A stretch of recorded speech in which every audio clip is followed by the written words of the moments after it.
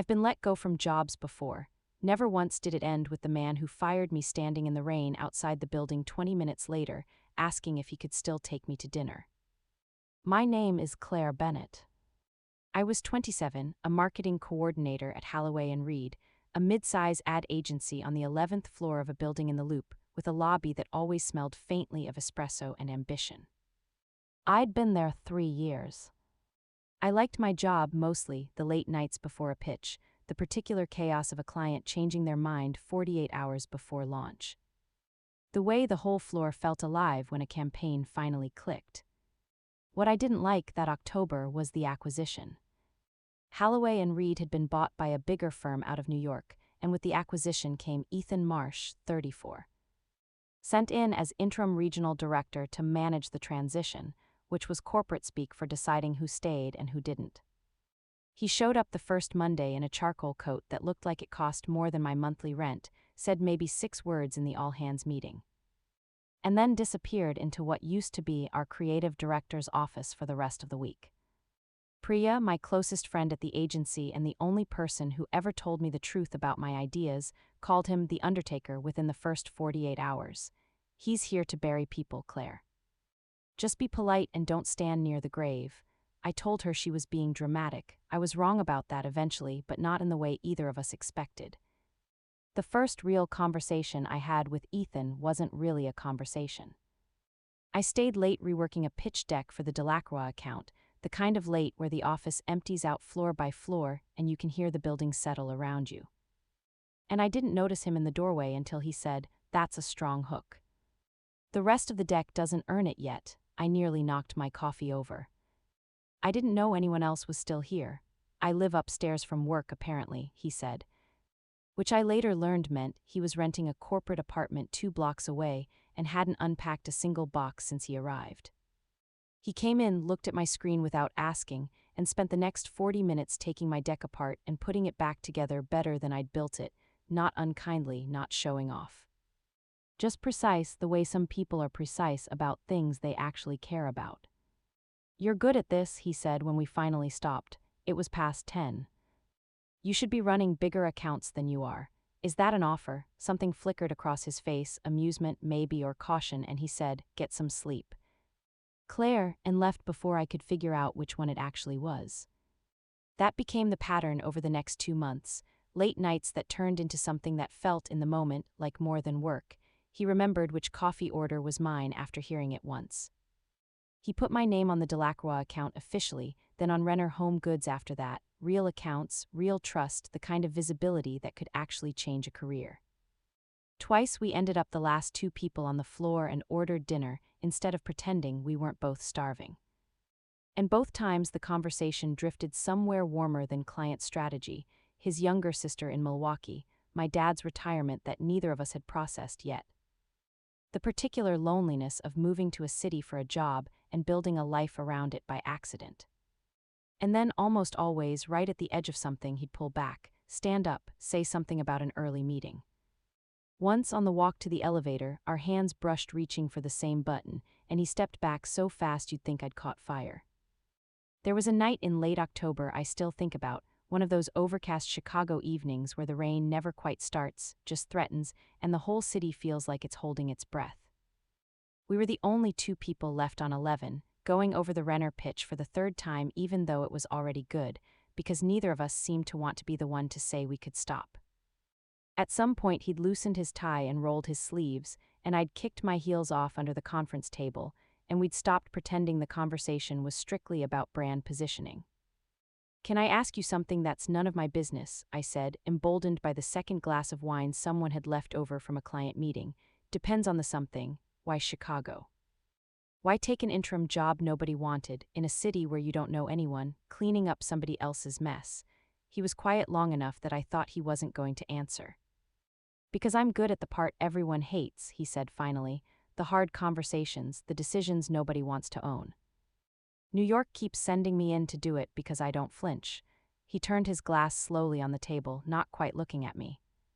"Lately I'm finding out I flinch more than they think." "At what?" "At you asking me questions like that at 11 at night," he said. And for one suspended second his eyes actually met mine and held there, something unguarded passing between us that neither of us reached for. Then his phone buzzed with a New York email that couldn't have mattered less, and he stood, and the moment folded itself away like it had never happened at all. I sat there a long time after he left, replaying the way he'd said flinch, trying to decide if I'd imagined the weight in it. "What is his deal?" I asked Priya the next morning, more frustrated than the last time I'd asked. "It's like he wants to and doesn't, back and forth, and I can't tell if I'm imagining the whole thing." "You're not imagining it," she said. "Everyone on this floor has seen it. He's just smart enough to know he shouldn't. Shouldn't what? Fall for the woman on his team he's about to have power over for the next 6 months. Come on, Claire. He signs off on your reviews now. He's not going to touch that with a 10-foot pole no matter how he feels." I hated that she was probably right.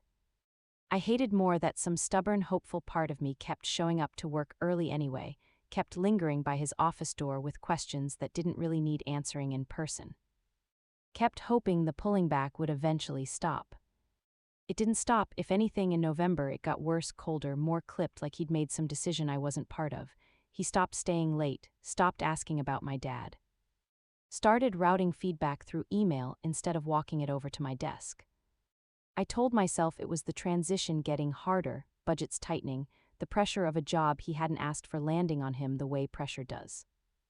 I didn't let myself think it was about me because the alternative, that I'd read the whole thing wrong, that Priya's he shouldn't had quietly become he doesn't, was worse. Then, the second week of December, he asked me to come into his office at 4 on a Thursday, door closed, and I knew before he said a word. The way you know a phone call is bad news before anyone speaks, just from the shape of the silence. "Claire," he didn't sit down behind the desk, he stood near the window instead, like he needed the distance. "New York finalized the restructuring plan this morning. Your role's being consolidated with the New York marketing team. I fought to keep the Chicago coordinator positions, I want you to know that, but I lost that fight for 3 of the 4 roles and yours was one of them." I heard the words. I understood them individually. Together they didn't make sense yet, the way a translation sometimes lags a half-second behind the sound. "You're firing me," I said, because someone had to say it plainly. "I'm ending your employment here, yes." His voice was steady in a way that felt like it was costing him something to keep steady. "You'll get 12 weeks of severance, full benefits through March, and I've already written you the strongest reference letter I've ever written for anyone, because it's true, every word of it. You're better at this job than anyone I brought in from New York, and if I'd had any authority to protect your role specifically instead of the category, I would have used it. I didn't have that authority, I'm sorry, don't." I stood up too fast, chair scraping. My eyes were stinging in a way I refused to let become anything more in front of him. "Don't apologize like this is a courtesy. You're my boss, you just fired me. That's the whole conversation, Ethan. You don't get to make it softer by being nice about it." "I know," he said quiet. "I know that. Go home, Claire. HR will call you tomorrow about logistics. I'm sorry it's like this." I didn't remember getting my coat. I didn't remember the elevator, or the lobby, or Priya's face when I passed her desk, and she said my name twice before I even registered it. What I remembered later clearly was standing outside on Wabash in the cold December rain that had started sometime while I wasn't paying attention, no umbrella. Waiting for a rideshare that said 4 minutes and felt like 40, replaying the whole conversation and trying to figure out what I'd done, what I'd missed. Whether the whole warm, strange months of him had ever meant anything, or whether I'd built a story out of a man being professionally kind to someone he was about to cut loose. That's when I heard the door behind me and his voice breathless like he'd taken the stairs. "Claire, wait." I turned around. Ethan Marsh, undertaker of Halloway and Reed, 34 years old, dignified in every meeting I'd ever watched him run, was standing in the rain in his shirt sleeves with no coat, hair already soaked. Looking like a man who'd made a decision on the 11th floor and hadn't stopped to think it through on the way down. "You forgot to say something," I said, because I was too raw to be gracious. "Or is there a second round of bad news? I need to say something, and I couldn't say it up there because up there I was still your boss and now I'm not. And I've been waiting 2 months for the second part to be true."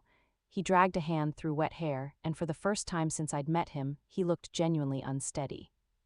The pulling back, the emails instead of walking over, all of it, that wasn't me changing my mind about you, Claire. That was me finding out in November that consolidation was coming, and realizing I was about to be the person who ended your job here. And I couldn't keep letting myself want something I had no right to want from someone whose paycheck I signed. So I made myself stop. It was the hardest thing I've done in this role, and I hated every week of it, and I'd do it again because you deserved a boss who wasn't compromised. Even if it meant you thought I'd gone cold on you for no reason. Rain was running down both our faces now, soaking through my coat, through his shirt. And neither of us moved toward the awning 6 feet away. And now, I asked because I needed him to say it, not imply it, now I'm not your boss. As of about 90 seconds ago, actually, HR processed the termination while I was in the stairwell. A short, disbelieving laugh escaped him, like even he couldn't quite believe he'd raced a form. Which means I'm just a man standing in the rain, asking a woman I've thought about every single day for 2 months whether she'll let me take her to dinner. I know the timing is insane. I know today is the worst day to ask you anything. I just couldn't let you get in that car still thinking this was never real. I should have been angrier longer. I'd earned the right to be. But there's a particular kind of relief that comes from finally understanding a silence you'd spent weeks misreading as rejection, and it moved through me faster than the anger could keep up with. You couldn't have led with any of that up there, I asked, voice cracking despite myself. Up there I was still the man who signed your termination paperwork. I wasn't going to ask a woman out 90 seconds after firing her. I have some standards, Claire, even in the rain. A real smile, finally, the first one I'd seen from him in a month. Down here, I'm just Ethan. And Ethan would very much like your number if his timing hasn't ruined everything. I laughed, a wet, startled half-sob of a laugh, and gave it to him. Standing soaked to the skin on Wabash Avenue while my rideshare driver texted that he was 2 minutes out and then, apparently, gave up entirely. We didn't go to dinner that night. I went home, showered, cried for exactly as long as I needed to about the job, and then he texted a real text, careful, unboss-like, asking if Saturday still worked, no pressure, no agenda. Just dinner, just Ethan. Saturday worked, so did the Saturday after that. The first time he took me to dinner properly, no rain, no adrenaline, just a quiet Italian place 2 blocks from his apartment, he ordered for both of us in decent Italian. And I told him if he tried to pay for everything for the rest of whatever this was, I'd never let him hear the end of it. He laughed, really laughed, not the careful, contained sound I'd gotten used to across a conference table, and said he'd been waiting months to find out what I sounded like when I wasn't holding back either. We stayed until the restaurant started stacking chairs around us, and neither of us noticed. The severance carried me through January while I interviewed, and it turned out Ethan's reference letter did exactly what he'd promised. I landed at a smaller, sharper agency in River North by February, running my own accounts instead of coordinating someone else's, better pay, better hours, no restructuring hanging over anyone's head. Ethan finished the transition at Halloway and Reed in the spring, and, satisfied he'd left the Chicago office in decent shape, put in for a permanent post at the New York headquarters, except by then there was a very specific reason he didn't want to move to New York alone, and 6 months after a rainy Thursday on Wabash. He turned down the promotion and stayed in Chicago instead, in an apartment he'd finally, actually unpacked. People still ask how we met, and I still watch their faces when I say it. He fired me on a Thursday and asked for my number in the rain 20 minutes later. It sounds like the setup to a joke or a scandal until you know the rest of it, that he spent 2 months protecting me from exactly this story until it could be told honestly. That losing a job I loved turned out to be the door that let in something I love more. I don't recommend getting fired as a general strategy for finding love. But I'll never be able to fully regret the way mine happened, standing in the rain, finally hearing the truth about a silence I'd almost let convince me I'd imagined the whole thing. Thank you so much for spending this story with me. If you're new here, this channel is all about love that shows up in the moments you least expect it, the messy, real, complicated kind that doesn't follow the rules but somehow still gets it right. If that's the kind of story you love too, stick around and subscribe, because there's a lot more where this came from, and I'd genuinely love to know, has anything like this ever happened to you? A moment that looked like an ending but turned out to be the start of something, or maybe you've watched someone close to you live through exactly this kind of plot twist. Tell me about it in the comments. I read every single one, and they're honestly my favorite part of making these.